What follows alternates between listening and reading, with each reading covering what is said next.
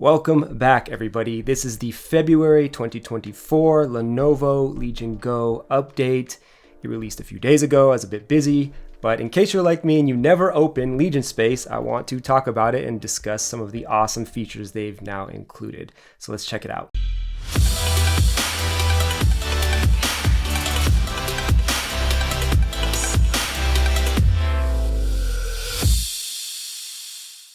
Legion Space version 1.0.2.7 has a lot of awesome updates. You can check your version here in the Legion Space under General. You'll see current version. You will also see the About and the version. Again, redundant, but it is there. First thing I want to mention is the integration of drivers and BIOS updates into Legion Space, which is a huge plus. A lot of people are coming from devices where they don't have to physically go to the web page and download drivers and updates and experience that, and that's understandable.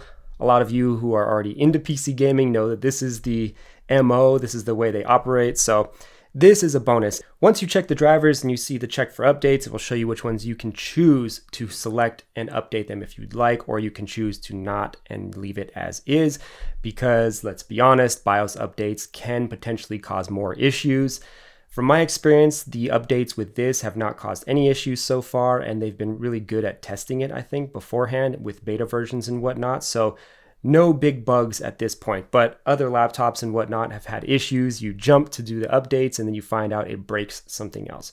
So some of you may want to wait a month or two before updating your BIOS unless there's a huge feature you're looking for. So in that case, you have the options here. It is not completely automatic yet, but it is built in, so that is an awesome feature. You can check for updates right here.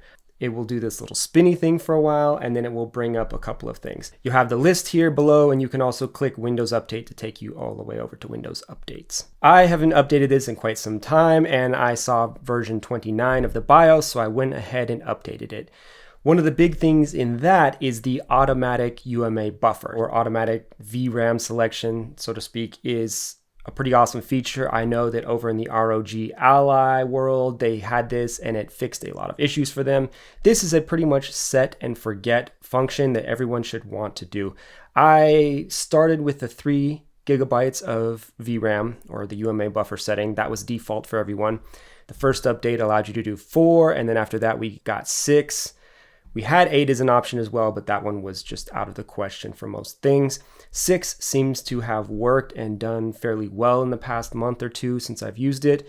The auto is what I'm going to set it at, and I'm going to leave it. So I recommend checking the other video. I'll link below, the BIOS settings video, and go ahead and go into those settings and adjust this if you want the auto setting. One thing I will mention, and I've gotten a few comments from this, the BIOS updates. Now, if you're not used to doing this, I want to warn you now. BIOS updates can brick devices. So for me, it's a fairly normal thing. I've done it my whole life with laptops and all kinds of devices.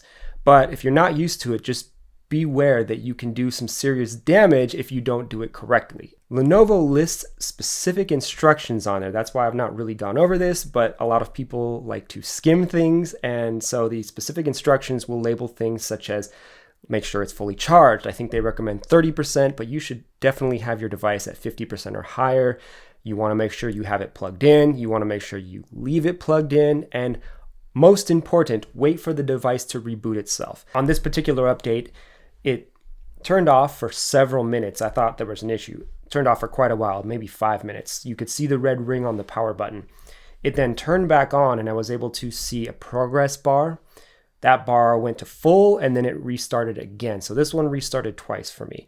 Not all BIOS updates have been the same as far as I recall, but keep that in mind that it will cycle itself. Wait until it gets all the way back to the login screen for you, and then you're safe to disconnect the power or turn it off, etc. Under the Performance tab in Legion Space, you now see a little bit different layout as far as I remember.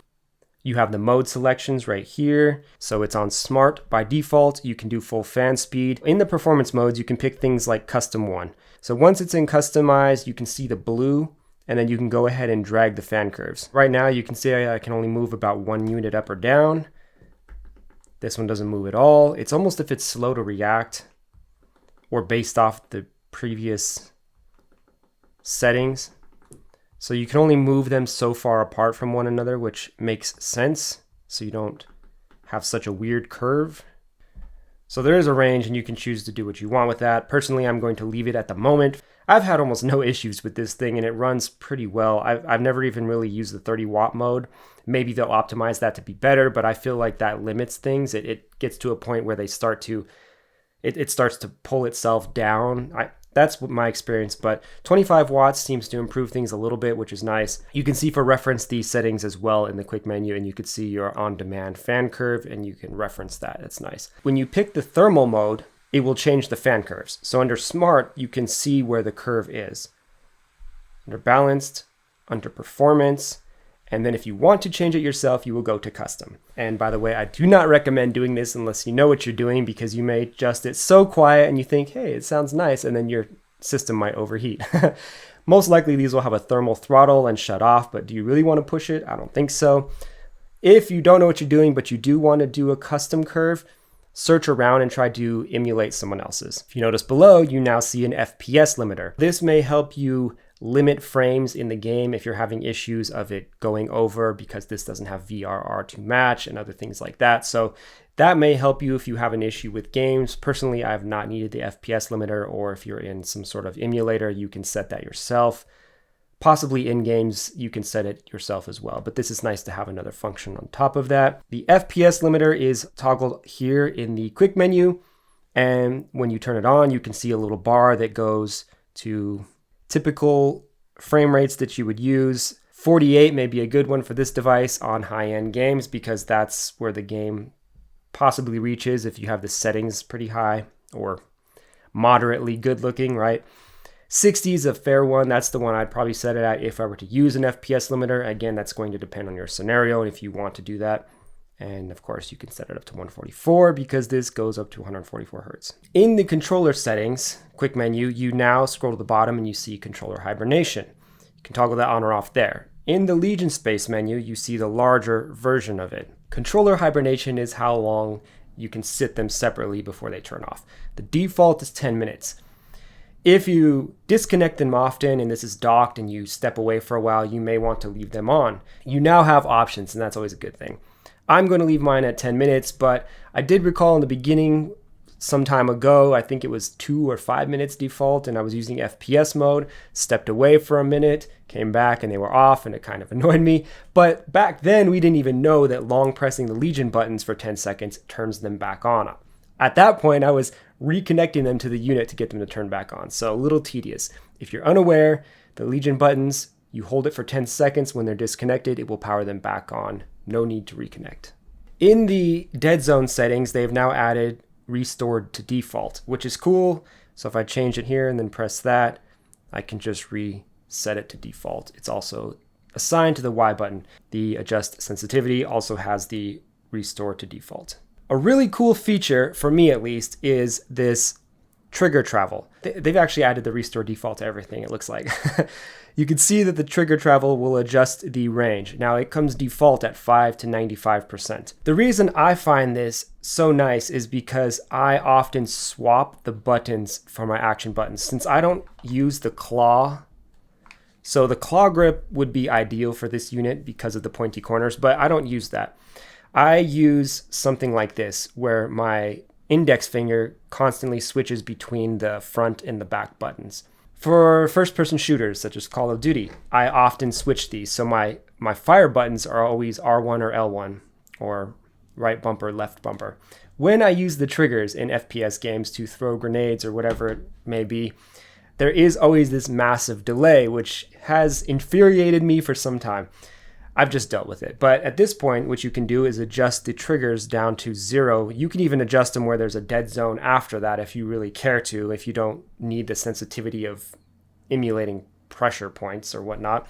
And either way, setting it to 0, you could leave the full range, but setting it to 0% should just allow it right when you touch it to function. I'm not sure of the range. In fact, I haven't tested this, but I'll leave a comment if there's something off from what I'm saying, but when I get time this weekend, I'll test it. I suppose you could put the range at something very minimal, like 1%. So that's basically sliding it to the left. That's as small as I can go. I can select it. So right when I press it, it should activate. That's nice because then I can just tap it as if it's a bumper and not the whole trigger, which is nice to get that quick reflex. Another thing I noticed in the quick menu is the help section has expanded a little bit with Lenovo Diagnostic Solutions. Keep in mind these are just web links, so you can find all these by going to lenovo.com and looking for the Legion, but it's cool that they're here. Under Customize in Legion Space, you see the new setting for power button lighting effects. So you can toggle this off if you want, and when it's off, you can see the front turns off. I don't think I'm ever going to use that, although I do toggle off the rings around the joysticks when I'm in the dark and if I'm watching something on here before going to sleep or something like that. But the top light has never really bothered me. There's no way to adjust the brightness, but if that bothers people, at least you can turn it off now. Again, options are cool. I also prefer to have that on because it lets you know information without having to search for it, such as what mode you're in. Lastly, they have added more language support, which is awesome. Croatian, Danish, Finnish, Greek, Portuguese, Russian, Turkish, and Ukrainian. Apparently, Brazilian Portuguese has a different dialect than Portugal. It's interesting. I don't know if that's true or not. I travel a lot. You would think I would know that. I know Brazil speaks Portuguese, but I don't know if it's a different dialect. Either way, they have labeled it Brazil, so I'm assuming that's the case. Very cool that they support more languages. Awesome.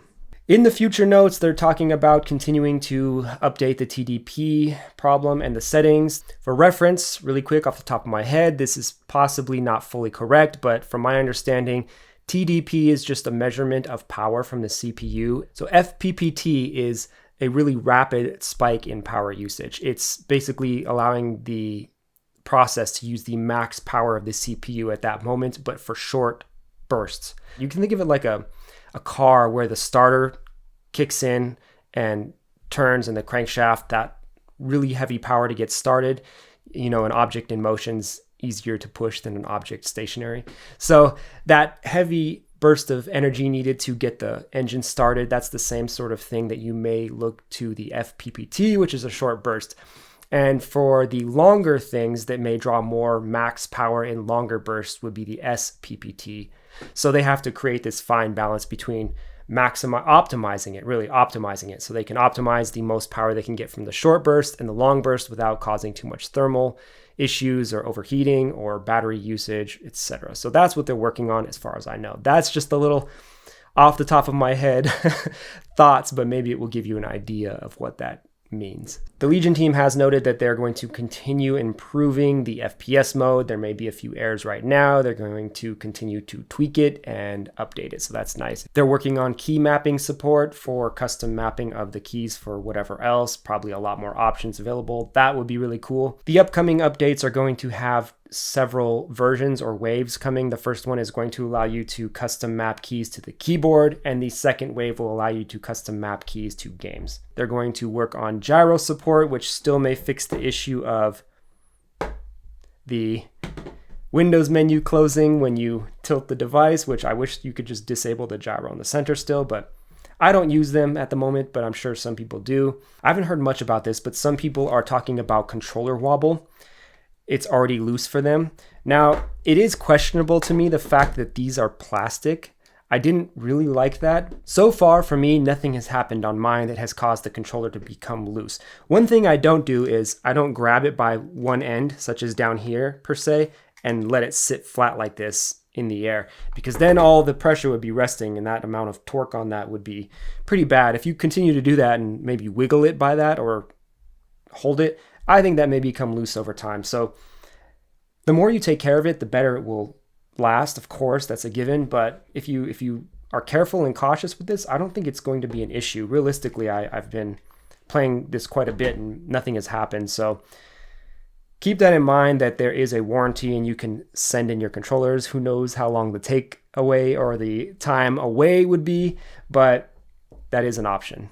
Some people have reported stuttering in the SD card, an issue with that. I haven't personally experienced that, but it looks like they're aware of it. They even released a beta driver, which I'll link below. At the time of this video, it's still valid, so you can check that out if you're having issues. So far, I haven't had any issues, but if you're in need of that, check it out. I do see in the notes that they're still discussing the fan issue, the whine, the loud, high-pitched noise that I hear. I've learned to zone it out, and it hasn't been too bad on mine, but I do believe that different units are having different levels of this problem. It is there. 20% volume for things overrides that, and you really don't hear it.